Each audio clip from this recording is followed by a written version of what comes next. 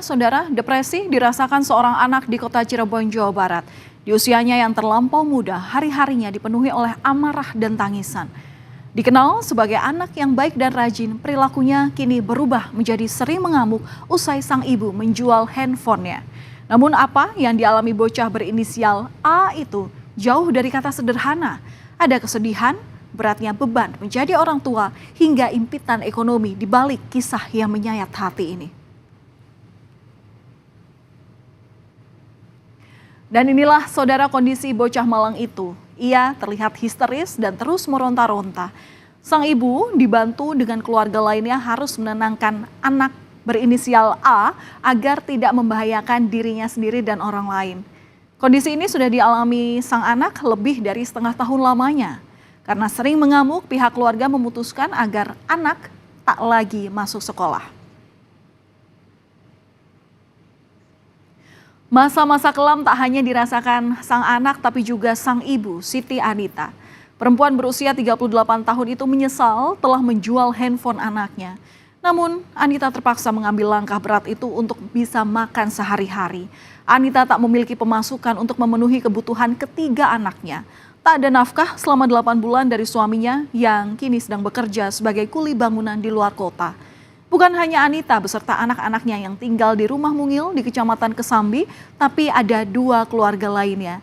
Bila waktu bisa diputar, Anita mengungkapkan dirinya tak akan menjual ponsel anaknya meski telah mendapatkan izin dari sang anak. Itu kan saya bingungnya keadaan, saya nggak kerja, saya nggak jualan ya. Terus suami juga waktu itu keadaan 8 bulan nggak ngasih nafkah gitu loh Mas. Jadi saya bingung. Ada barang itu ya saya jual buat makan sehari-hari kayak gitu. Iya mungkin itu barang yang dia senang gitu kan ya. Hasil nabung sendiri, jerih payah sendiri, saya pinjam kan. Tapi saya izin Mas, saya izin, nggak asal saya jual, saya izin. Mama pinjam ya, nanti mama balikin, kalau punya uang mama belikan lagi. Dia boleh, Pak boleh. Tapi ya itu di saat itu yang sering mengalamin kayak gitu.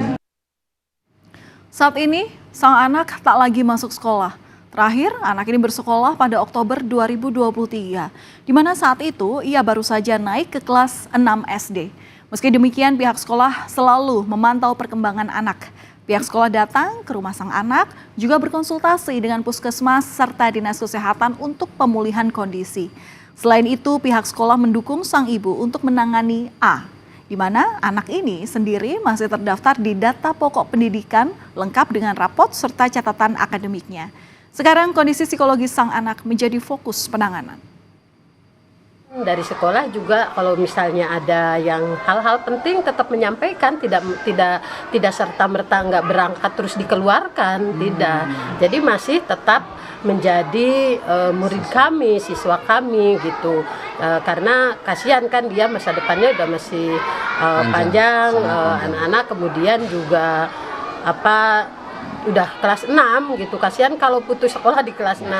Jadi kami di itu terus mensupport gitu. Kalau misalnya ada buku-buku yang memang dibutuhkan, kami kasih gitu, tetap ke rumahnya. Dukungan banyak datang dari berbagai pihak. Warga di sekitar rumah ini menaruh perhatian lebih. Sejumlah tetangga pernah memberi hadiah sepeda untuk si anak. Sepeda itu dibeli dari hasil patungan swadaya warga di sekitar kediaman. Kasus ini sampai menjadi perhatian Presiden Joko Widodo pada hari Senin kemarin. Selain melihat kondisi langsung anak, staf kepresidenan Puput Haryadi juga menyampaikan bantuan dari Presiden berupa biaya pendidikan hingga lulus nanti, serta 2 orang adiknya yang juga mendapatkan program bantuan untuk bisa menyelesaikan pendidikan. Bermanfaat dan digunakan dengan baik anggaran yang telah diberikan dari Bapak Presiden, bantuan yang diberikan Presiden. Penggunaan tersebut tetap sepengetahuan dari orang tua dan didampingi oleh Dinas Pendidikan karena peruntukan untuk biaya pendidikan. Bantuan tersebut terdiri dari biaya pendidikan dan peralatan sekolah.